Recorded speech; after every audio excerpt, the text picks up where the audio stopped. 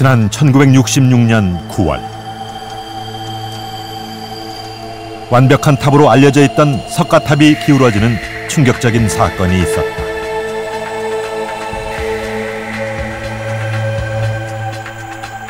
도굴범은 잡혔지만 탑의 훼손이 심각해 전면적인 보수가 불가피해졌다.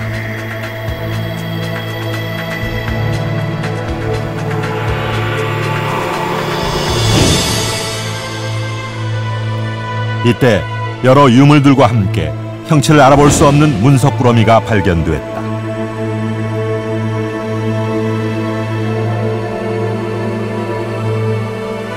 안치여시, 여기에 안치됐다는 뜻이다. 이 문서를 해석하게 되면 이 석가탑에 대한 비밀이 다 밝혀질 거다. 묵서지편, 그것은 천년 전 석가탑이 붕괴 위기에 놓여 완전 해체 뒤 다시 복원했다는 내용을 담고 있었다. 이유는 지동, 땅이 흔들렸으며 그것도 한 번이 아니라 연이어 발생했기 때문이었다. 지진입니다.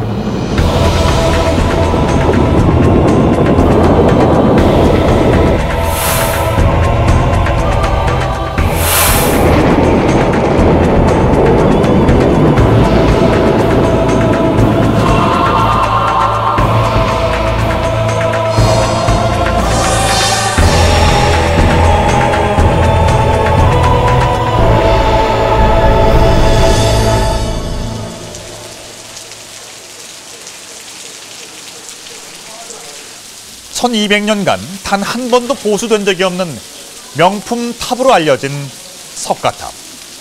그러나 1960년대 중반에 발생한 도굴 사건으로 인해서 그 신화는 무너져버리고 말았습니다. 고려시대에 이 석가탑을 완전히 해체하고 다시 복원했다는 기록이 나온 것인데요. 이 같은 내용은 석가탑 안에서 발견된 마치 시루떡처럼 엉겨붙은 문석꾸러미, 즉 묵서지편의 내용이 최근 들어서 판독되면서 밝혀진 것입니다. 이 문서를 분리하고 그 내용을 판독해내는 데는 무려 40년이란 세월이 걸렸는데요. 역사 스페셜, 오늘은 이 묵서지편을 통해서 지은 지 300년 만에 석가탑을 완전히 해체하고 복원할 수밖에 없었던 이유를 추적해 보겠습니다.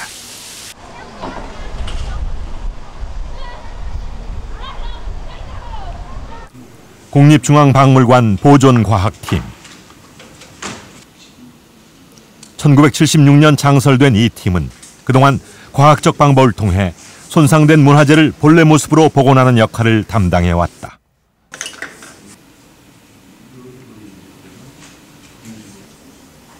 그러나 묵서지편 출토 당시인 1966년엔 국내 보존과학기술이 전무한 상태였다.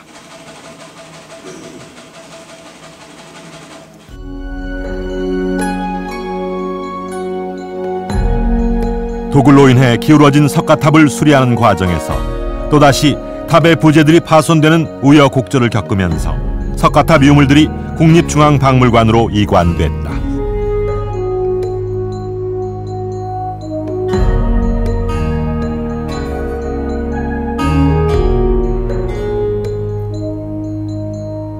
당시 출토된 유물 중엔 세계 최고의 목판 인쇄물 무구정광 대다란이경을 비롯해 은재 사리함과 금동 사리합 등 국보급 유물들이 대거 출토됐다.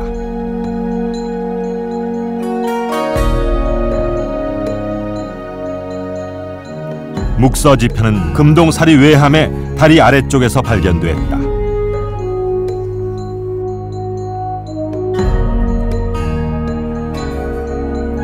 비단 보자기에 쌓인 채 탑 속에서 1000년. 출토 당시 묵서지편은 엉겨붙은 채로 심하게 훼손되어 손만 대도 부스러질 정도였다. 당시로는 비단으로 쌓여져 가지고 있었습니다만은 이 탑 속에는 장기간 동안 거의 1000년에 가까운 기간 동안에 빗물이 스며들어가기도 하고 또 그게 건조되기도 하고 하면서 이 종이가 한마디로 떡처럼 굳어버려 있었습니다. 그래서 처음에 이 문서를 발견하고 열어봤을 때는 전혀 떡처럼 굳어있는 상태에서 딱딱한 상태이기 때문에 분리도 어렵고 전혀 내용을 판결하지 못했습니다. 묵서지편의 복원이 시작된 것은 발굴된 지 30년이 지나서였다.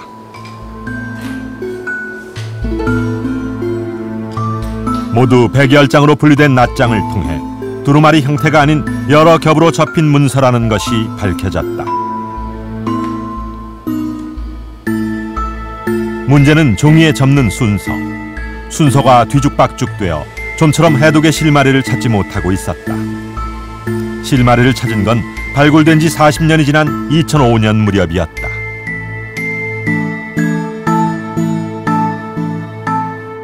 종이를 보면 우리 사람들의 손의 지문과 같이 종이에도 자국이 있습니다. 종이를 뜰 때 어떤 형태로 틀을 가지고 종이가 만들어졌나 하는 그런 자국이 있습니다.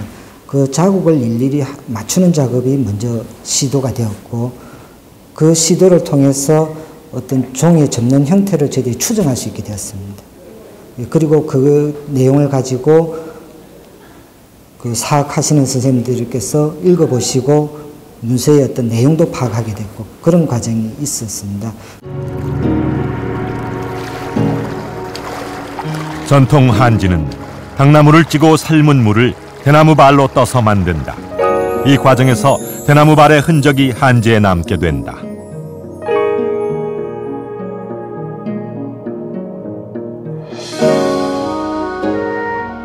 가로는 대나무결 자국, 세로는 발을 엮은 명주실 자국이다. 묵서지편의 판독을 담당한 서울대 노명호 교수. 청지기로 돼 있습니다. 여기서부터는. 그래서 이게 이제 구체적으로 그는 이 발무늬를 토대로 조각난 문서들의 순서를 찾아 나갔다. 붉은 선이 문서에 남아있던 세로 발무늬다.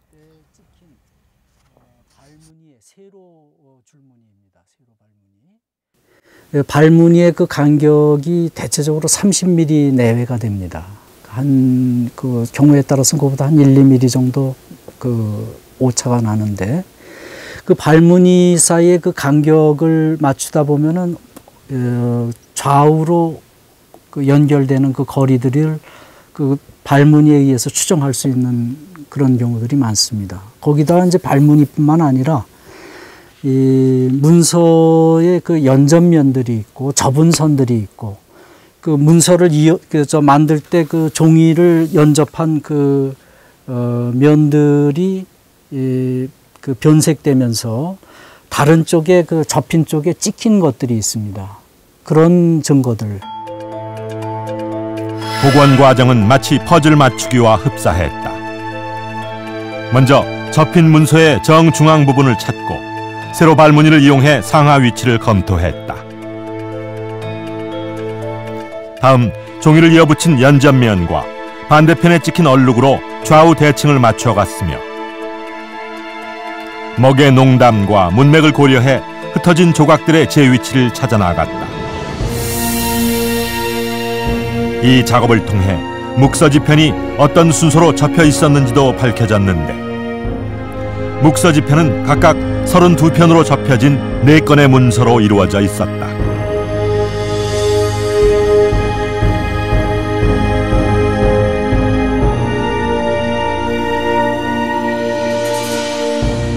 천년 전 석가탑에 안치됐던 묵서지편은 40년이 넘는 복원 과정 끝에 마침내 그 모습을 세상에 드러낸 것이다.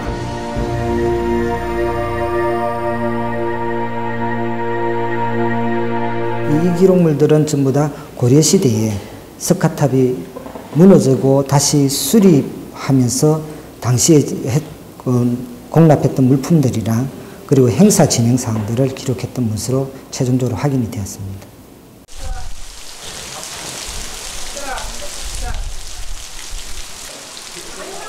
묵서지편은 고려 정종 2년인 1036년 석가탑을 완전 해체하고 복원할 수밖에 없었던 상황을 상세하게 기록하고 있다.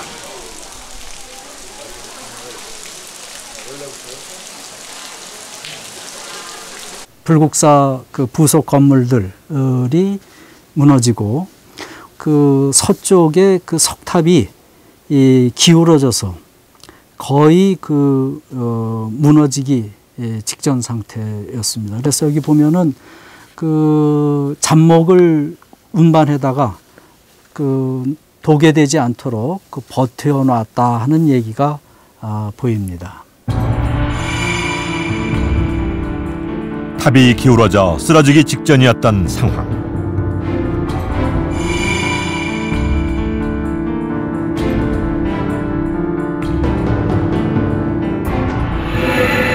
원인은 1036년 발생한 지동, 땅이 흔들렸기 때문이었고 2년 뒤 연차, 연달아 땅이 흔들렸기 때문이었다. 종종 2년의 그 지진이 이제 1차적으로 큰 직접적인 그 원인이 된 거고, 그 중간 그 복구 준비 과정에서 또 한 차례 그 지진 피해를 당하는 게 그 정종 4년인데 1038년. 그 두 차례의 지진에 대한 얘기가 전부 이 문서에 나와 있습니다.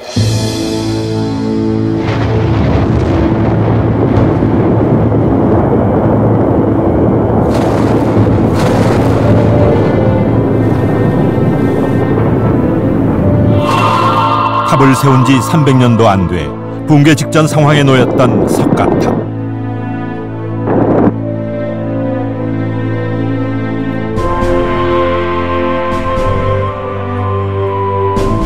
채 수리도 못한 시점에 연거푸 찾아온 지진은 석가탑을 최악의 상황으로 몰아넣고 있었다.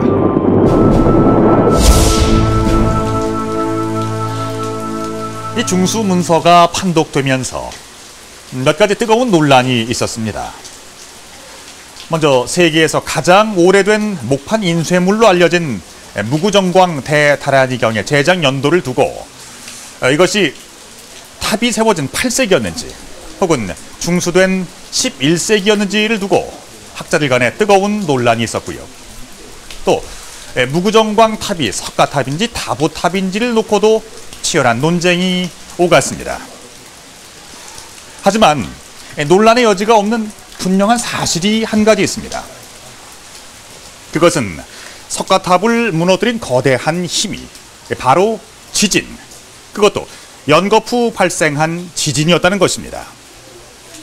자, 과연 얼마나 큰 지진이었기에 석가탑이 붕괴 직전까지 가고 이 불국사 곳곳에 큰 피해를 입혔던 걸까요? 이따라 경주를 덮쳤던 지진의 실체를 추적해 보겠습니다.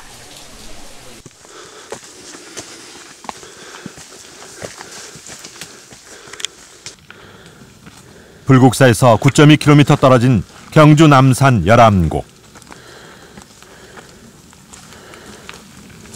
지난 2007년 이곳에서 특이한 모습의 불상이 발견됐다.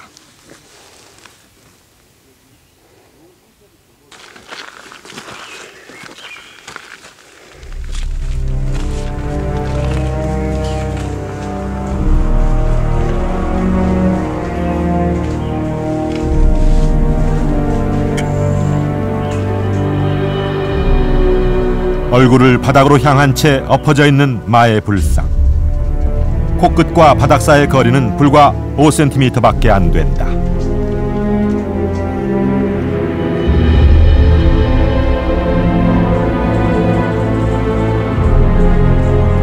길이 7m, 무게 80톤의 거대한 바위는 그 아랫면의 바닥과 아슬아슬한 거리로 신비로운 불상을 품고 있었다.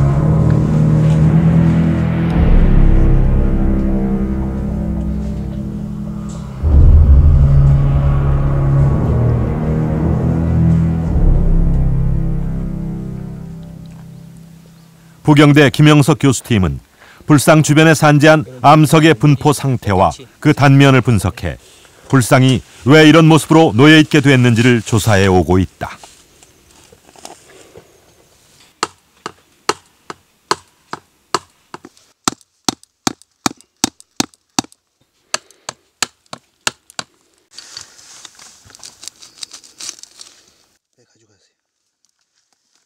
암석들이 분포하는 양상을 좀 보게 되면 다른 지역들하고 다르게 지금 저 옆에하고 여기하고 상당히 다릅니다. 지금 여기 굉장히 불안정한 상태로 이렇게 일반 사람들이 봐도 많이 굴러져 떨어졌다는 그런 그 느낌이 오시죠. 예, 그래서 지금 여기 보면 이 암석들이 전부 다 제 그 해석에 의하면은 이 불상이 넘어질 때 같은 지진이나 어떤 자연적인 그런 쇼크에 충격에 의해서 같이 무너졌다고 보는 거예요. 거대한 암벽에 새겨져 있었던 불상은 엄청난 힘에 의해 암벽에서 깨져 나온 것으로 그 단면이 주변 암석들의 단면과 일치하는 것으로 밝혀졌다.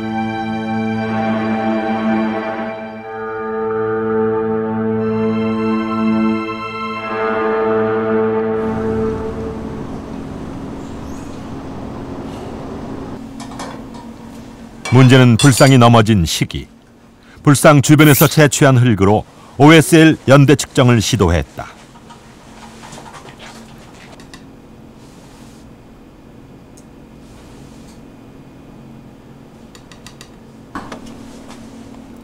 OSL 연대 측정은 흙 속에 들어있는 석영 입자를 분석해 석영이 햇빛으로부터 차단된 지 얼마의 시간이 지났는지 알아보는 방법이다.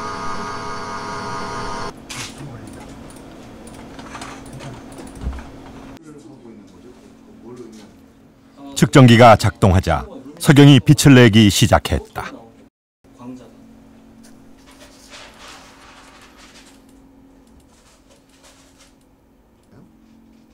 분석 결과는 1250년 플러스 마이너스 120년이다. 약 한 1250년 플러스 마이너스 한 120년 오차를 갖는 연대가 나왔습니다. 그래서 그것이 정확하게 그것이 매칭이 되는 연대는 없었어요. 지진 연대는. 우리가 가장 근접하게 그럼 이 자료하고 이 불상이 만들어진 시기 이후라는 가정을 했을 때는 1036년에 규모 6.4의 지진이 있었는데 이것이 우리가 가장 상대적으로 확률이 높은 그런 지진이 아니겠느냐 이렇게 추정을 하고 있습니다.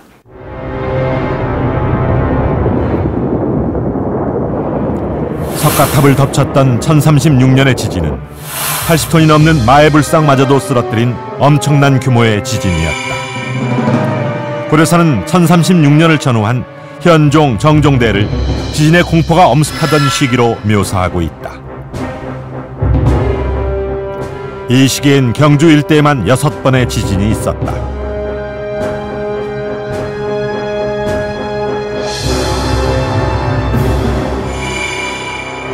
고려사는 1036년의 지진을 개경, 광주, 경주 등에서 지진이 발생해 많은 가옥이 무너지고 경주는 3일이 지나서야 그쳤다고 전하고 있다.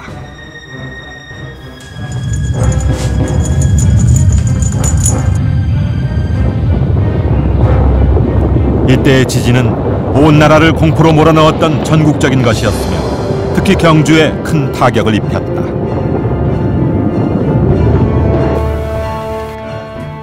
아유, 반갑습니다. 네. 과거 2000년간의 역사 기록을 분석해 한반도 지진의 목록화 작업을 하고 있는 경제복 교수는 이때 전국에서 지진을 느낄 수 있었다고 말한다.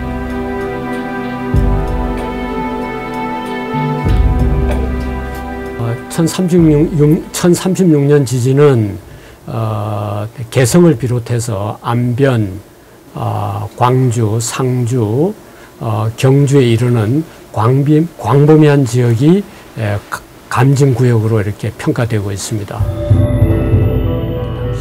특히 3일이 지나 지진이 그쳤다는 표현을 통해 당시 지진의 진앙지가 경주였을 것으로 추정하고 있다.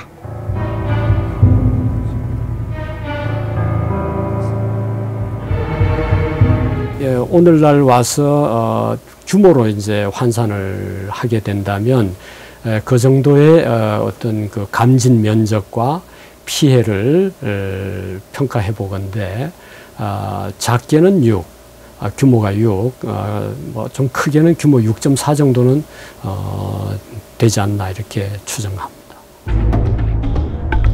경제복 교수가 추정한 규모 6.4란 어느 정도의 지진을 말하는 것일까? 지난 2월 뉴질랜드에서 발생한 규모 6.3의 지진은 1036년 당시의 지진 피해가 어느 정도인지 짐작하게 해준다.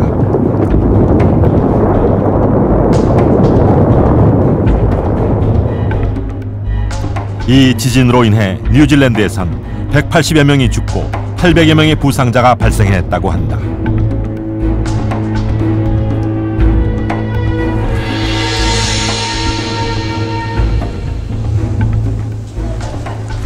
(1036년 6월) 전국을 강타한 지진은 불국사에도 큰 피해를 입혔다.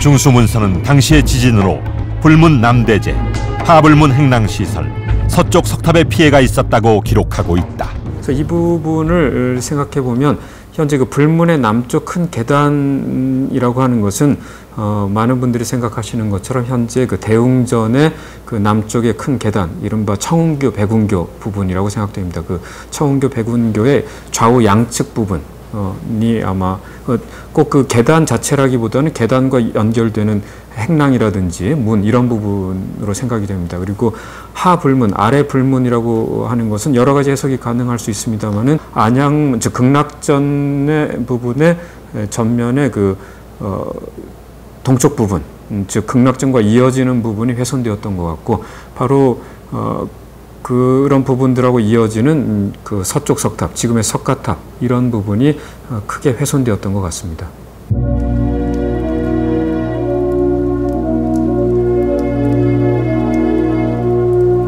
불국사는 대웅전 일대에 많은 피해를 입었는데 특히 석가탑은 기울어져 곧 무너지기 직전이었다고 적고 있다. 석가탑의 경우에도 그 기단부나 또는 이제 1층, 1, 2층의 이제 탑신부에서 이제 파괴가 유발되었을 가능성이 많고요. 특히 이제 만약 그 탑신부라든지 이런 부분들이 별매석으로 되어 있다 그러면은 거기서 미끄러짐에 의해서 그 파괴가 유도가 되었고, 그것으로 인해서 전체적으로 이제 안정하지 못하게 그렇게 되지 않았나 추정이 됩니다. 김재관 교수는 당시 석가탑의 피해 형태로 보아 탑의 기단부에 손상이 있었을 것으로 추정하고 있다.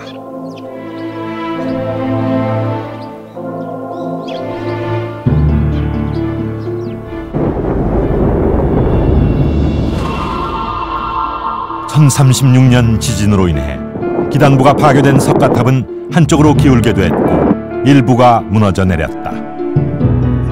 2년 뒤 버팀목을 대놓은 상태에서 또다시 지진이 발생하자 석가탑은 결정적 타격을 입은 것으로 보인다. 1층 또 이제 기단부까지 그 다 해체를 하게 됩니다. 기록에는 지대라고 되어 있습니다만 그 탑의 기단 부분이라고 생각됩니다. 즉 기단 부분부터 바로 잡고 다시 그 위에 1층, 2층, 3층 상륜하는 식으로 다시 그 복원하는 공사를 해서 1월 23일 시작된 복원 공사는 2월 5일 지대를 바로잡고 다시 상층부를 올리는 총 20일에 걸친 대규모 공사였다.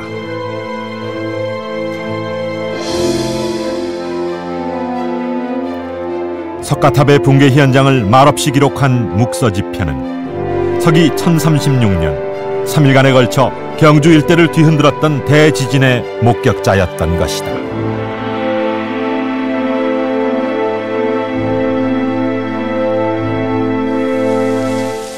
지진계가 없었던 당시의 정확한 지진 규모를 측정하는 것은 물론 불가능합니다. 하지만 현대의 지진학자들은 당시의 피해 상황을 종합해본 결과 대략 규모 6에서 7 사이를 추정하고 있습니다. 이 정도면 일반 건축물들은 붕괴가 되고 내진 설계가 된 건축물들도 일부 피해를 입을 수 있는 강진에 속하죠. 그런데 우리 역사 문헌을 살펴보면 뜻밖에도 이런 지진 관련 기록들이 자주 등장을 합니다. 삼국사기에는 100여 건, 고려사에는 190여 건, 그리고 조선왕조실록에는 무려 2000건의 지진 관련 기록들이 나옵니다.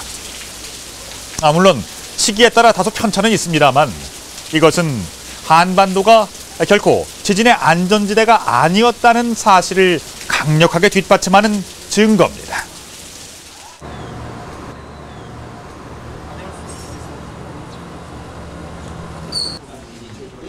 기상청 국가지진센터.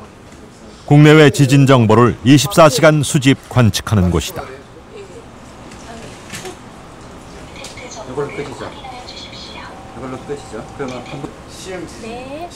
우리나라는 1905년 근대식 지진계를 설치하고 관측을 시작했으며 1978년부터 기상청이 첨단 장비를 갖추고 본격적인 지진 관측을 하고 있다.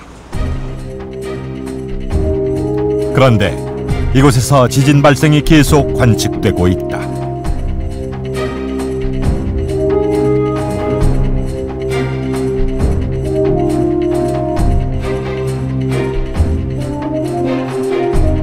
(2011년에는) 6월 2일 현재 국내에서 총 24건의 지진이 관측되고 있어 월 평균 5번의 지진이 발생하고 있다. 우리나라는 연 평균 43회의 지진이 발생하고 있습니다.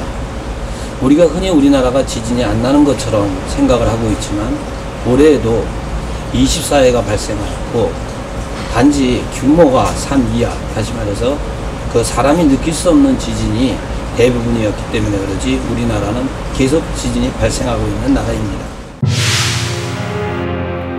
여러 역사책에 등장하는 지진 기록이나 1905년 이후 근대적 지진계로 관측된 자료 모두 한반도에 많은 지진이 일어나고 있음을 말해주고 있다.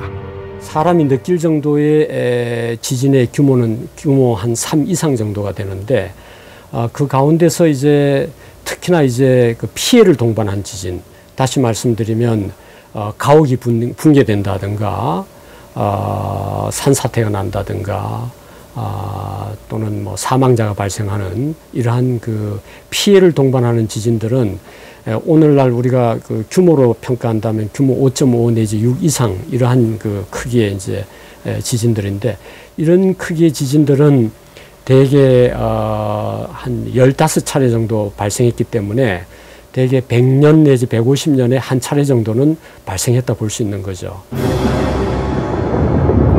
지진계가 없던 시절 선조들은 다양한 방식으로 지진의 세기를 표현하고 있다. 땅이 갈라지는 지열, 흔들리는 지도, 가라앉는 지함 등 다양한 표현으로 지진을 묘사하고 있다. 또 우레소리, 북소리 등으로 지진의 크기와 양상을 구분하기도 했다. 779년 경주에서 발생한 지진은 사망자가 100명이 넘어 인명피해가 가장 많았던 지진으로 꼽힌다.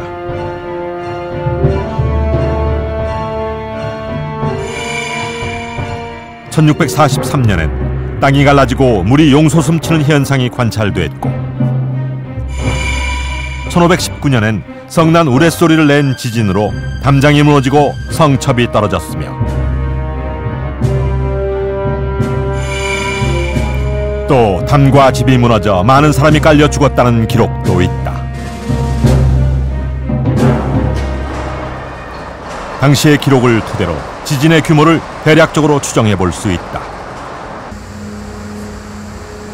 서울대 김재관 교수팀은 전통 가옥을 절반 크기로 재현, 지진에 견디는 정도를 실험했다.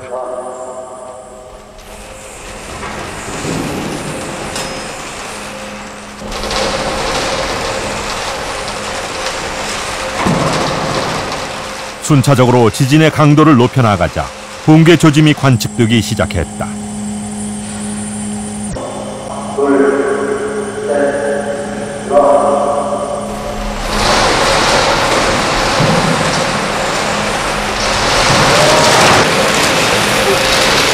규모 6.5의 힘이 가해졌을 때 초가집은 완전히 붕괴됐다.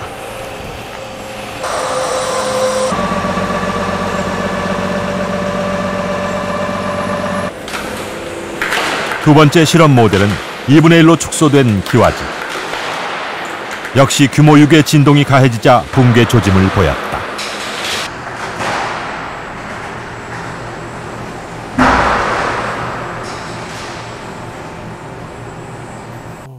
두 개 다 목조 가옥하고 그다음에 그 초가집도 지진에 대해서 견디는 힘이 이제 강했습니다. 규모 한 6.5 이상 되는 지진이 생겨야지 완전히 파괴되는 그런 형상을 보였는데요. 그 전에는 그 벽체라든지 이제 그것이 먼저 떨어져 나가고 그다음에 그 기둥 하단에서 이렇게 미끄러지고 하는 이제 그런 거동을 보였습니다.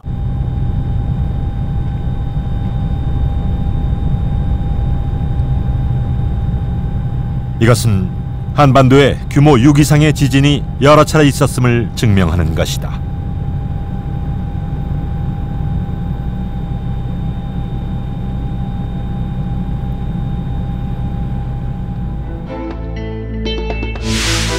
지난 2000년간 경주 지역에서 발생한 규모 6.0 이상의 지진을 살펴보면 어느 정도 주기를 띠며 집중적으로 발생하는 모습을 보이고 있다. 우리가 통계치를 해보니까 한 200년에서 230년 정도 그런 주기로 그다음에 이제 한 100년 내외 그다음에 다시 또 좀 많이 일어났다가 또 다시 좀 조용해지는 기간이 또 그 정도 되는 이런 식의 좀 군집 현상이 나타나는 게 관찰이 됐습니다. 그래서 아마 정확하게 우리가 몇 년이라고 이렇게 얘기하고 하기는 상당히 어렵습니다만은 어떤 군집 현상이 있는 것만은 좀 가능성이 상당히 높다. 지금 이렇게 보고 있습니다.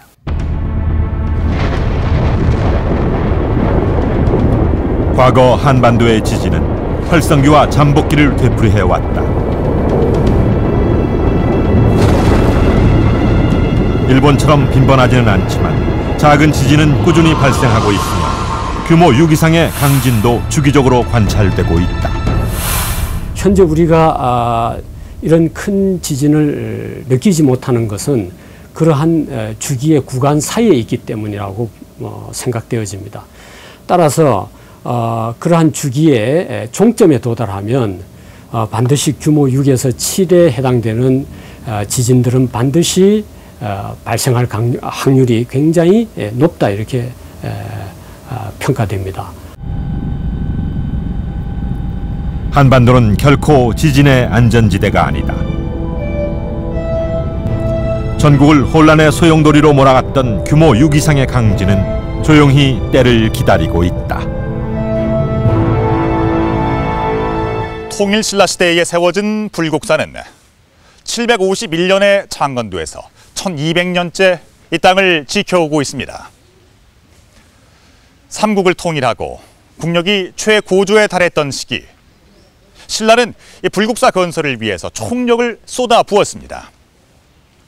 하지만 당시 한반도에는 잦은 지진이 발생했던 시기였고, 특히 이곳 경주는 유독 지진 피해가 많았던 곳으로 기록이 돼 있습니다. 자, 과연 신라인들은 거역할 수 없는 거대한 공포인 지진을 어떻게 마주했던 걸까요?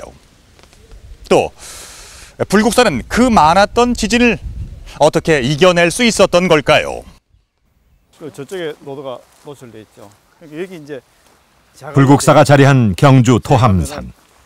기반함이 이렇게 드러나요. 이게 노도라는 것인가요? 예, 이게 할단층 노도인데요. 이 쪽이 자갈로 되어 있고 이 토함산 쪽이 그 바위로 되어 있습니다. 지진이 일어나지는 않아요? 아니죠. 이곳에 단층선이 노출돼 있는데 단층 활동으로 인해 땅 위로 암반이 노출된 것이다. 변합니다. 상하로 변하든지. 이 단층선은 추적을 해보면은 대략 그 선원과 불국사 사이에 있는 그 문 쪽으로 이렇게 진행합니다. 첫째는 지진이 일어났을 때 불국사가 바로 영향권 속에 들어간다는 이야기입니다. 지진이 났을 때 단층선에서 멀리 떨어져 있는 곳들은 영향을 적게 받는데 단층선이 통과하는 곳에는 영향을 직접 받기 때문에 단층선의 있고 없고는 굉장히 차이가 크죠. 경주 지역은 수십 개 단층이 분포하고 있으며 대표적 활성 단층인 양산 단층과 울산 단층이 교차하고 있어 예로부터 지진이 많았던 곳이다.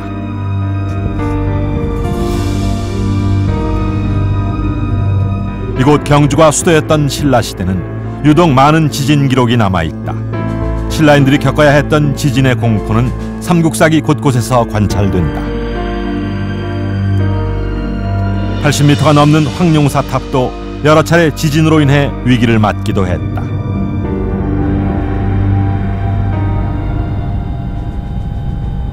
그런데 신라시대에 지어진 건축물들이 천년이라는 긴 세월 동안 건재한 까닭은 무엇일까? 숱한 지진으로 인해 많은 피해가 보고됐지만 첨성대는 1300년째 그 자리를 지키고 있다.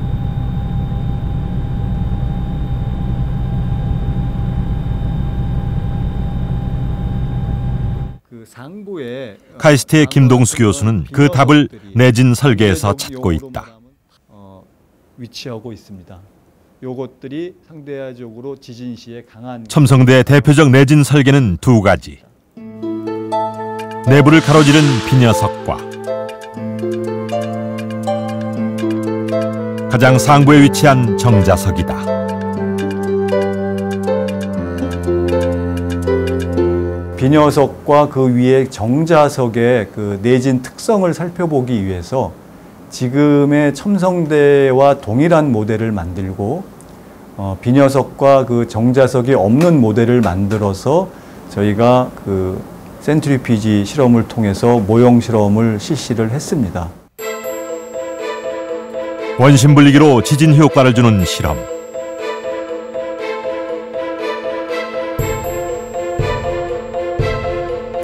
비녀석과 정자석이 제거된 모형 비는 지진에 매우 취약한 모습을 보였다.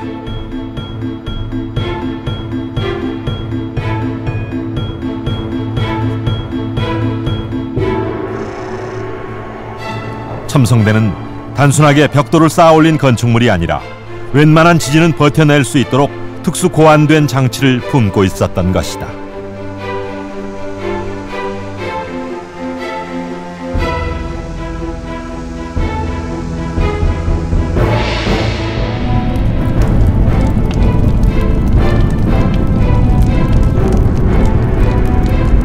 지진의 공포를 떨칠 수 없었던 시대. 신라인들에게 지진은 어떤 의미였을까? 삼국사기를 보면 신라시대 지진을 기술하는 방식의 흥미로운 현상을 찾아볼 수 있다. 지진이 일어난 후에 백제나 고구려의 침입이 있었다고 기록하는 것이다.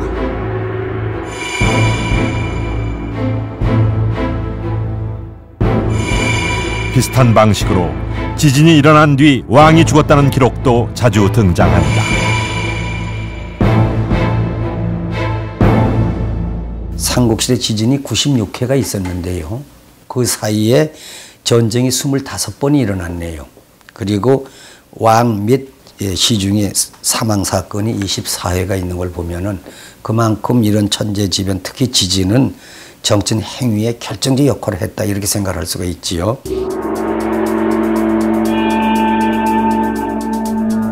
지진 이후 왕의 죽음은 자연사가 아니라 반란의 결과였던 것이다. 실제로 779년 경주에서 대지진이 발생한 뒤 김지정 등이 군사를 일으켜 왕과 왕비를 살해한 사건이 있었다. 지진이 일어난 이후에 그 대체가 많이 필요할 거 아닙니까? 그래서 왕을 바꾼다든가 시중을 책임자를 교체한다든가 하고, 혹은 이제 궁궐을 지어서 하늘에 제사를 지낸다든가, 또는 왕이 일반 백성들에게 명을 내려서 여러 가지 혜택을 준다든가, 이래서 뭔가가 스스로 반성의 의미를 가진 게 이런 거 지진의 어떤 정책 의도가 아닌가, 이런 생각을 하게 됩니다. 당시 지진은 하늘이 내린 벌이었기 때문에 신라의 왕들은 지진을 정치적 반성의 계기로 여기고 있었다. 이면이 다 원래는 그 낮은 면인데 흙을 쌓았다 이거죠? 예, 그렇습니다. 삼국을 통일한 지 100년이 지난 서기 751년. 국력이 최고조에 달한 신라는 이곳 토함산에 불국사를 건설한다.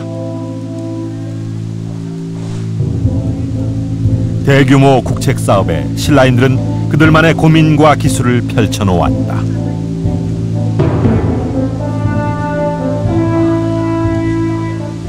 불국사 전면 석축에는 내진공법이 적용되었습니다. 경주 지역은 지진이 많이 일어나는 곳이기 때문에 8세기경 신라 사람들은 내진에 대한 개념이 있었고, 따라서 불국사를 건축하기 위해서 다양한 내진공법을 고안했던 것 같습니다. 황상일 교수가 제시한 불국사의 내진 공법 중 첫 번째는 바로 그랭이 공법이다. 딱 그 짜맞추어지게 그랭이법을 적용했습니다. 요즘 보시면은 자연석의 모양을 그대로 따라 인공 석재들을 깎아 맞물리게 고정시켰는데 지진에 의한 흔들림과 이탈을 막아내는 구실을 한다. 이 아름다운 것인 줄만 알았어요. 이 정교 배운교의 폭이 굉장히 넓게 이 돌못은 불국사에 적용된 가장 독특한 내진 공법은 바로 돌못이다. 간격으로 계산이 돼가지고 있어요.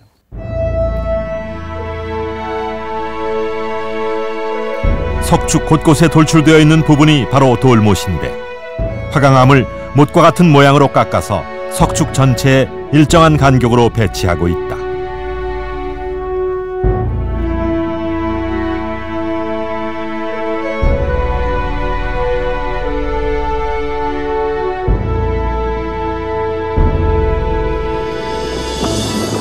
석축 하단의 그랭이 공법으로 인해 지진 에너지는 1차 감소하게 된다. 돌못의 몸체는 석축 안으로 길게 박혀 있는데 지진이 발생하면 돌못으로 인해 에너지가 차단되고 내부 석재의 이탈을 막아준다. 또한 돌못의 머리 부분은 다른 돌들과 단단히 결구되어 있어 내부 석축이 바깥으로 튀어나가는 것을 막아주게 된다. 돌못의 실체를 확인할 수 있는 곳은 보건공사가 한창인 월정교 공사 현장이다. 월정교의 석축에서도 돌못의 흔적이 발견된다.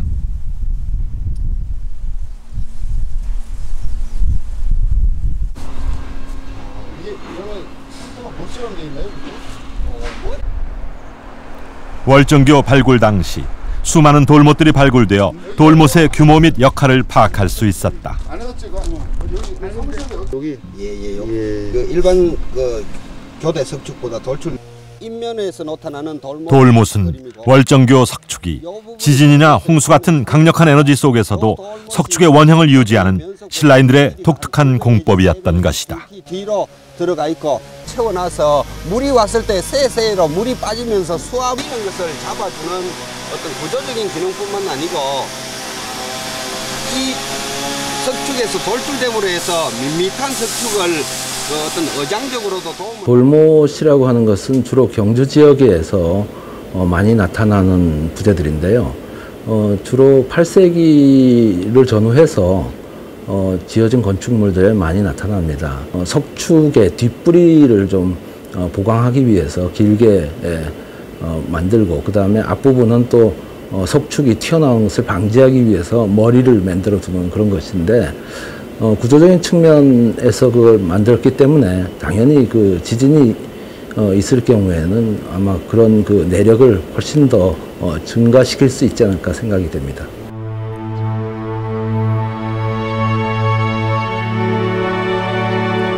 천년 전 지진의 시대를 살았던 8세기 신라인들. 불국사 곳곳에는 그 고민의 흔적이 그대로 살아 숨쉬고 있다.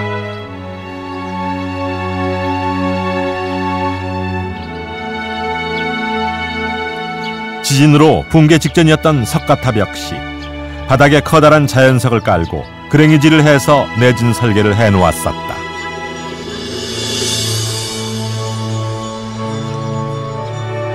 (3일간) 이어진 강진 속에서 그나마 석가탑이 버틸 수 있었던 것은 어쩌면 이러한 신라인들의 내진 설계 때문이었는지도 모른다.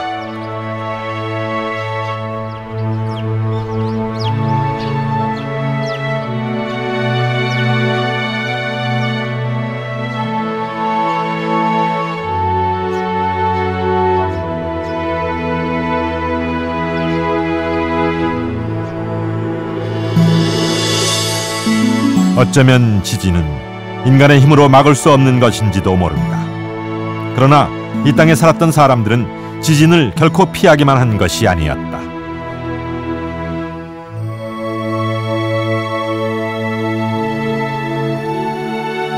석가탑 중수를 위해 시주한 공양품에는 쌀 한 말, 쌀 한두 해까지 아주 작은 단위의 시주가 눈에 띈다.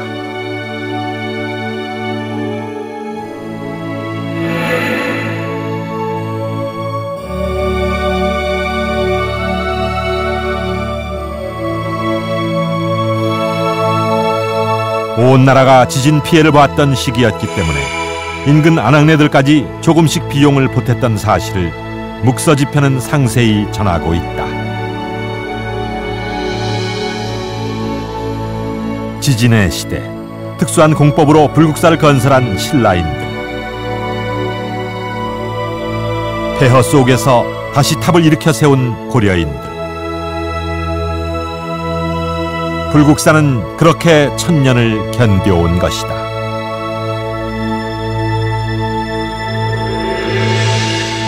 한반도가 지진의 안전지대가 아니라는 것은 지진학자들의 공통된 견해입니다. 또 우리의 역사가 그 사실을 묵묵히 증언하고 있죠. 예나 지금이나 지진은 피할 수가 없는 천재지변입니다만 이 지진을 대하는 신라인들의 자세는 오늘날 우리에게 시사하는 바가 큽니다. 그들은 지진을 정치적 반성의 계기로 삼았고 다가올 위험에 철저한 대비책을 마련했습니다. 대비와 반성, 이것이 신라인들이 지진을 마주하는 자세이자 1200년간 불국사가 이 땅을 지킬 수 있었던 이유였던 것입니다.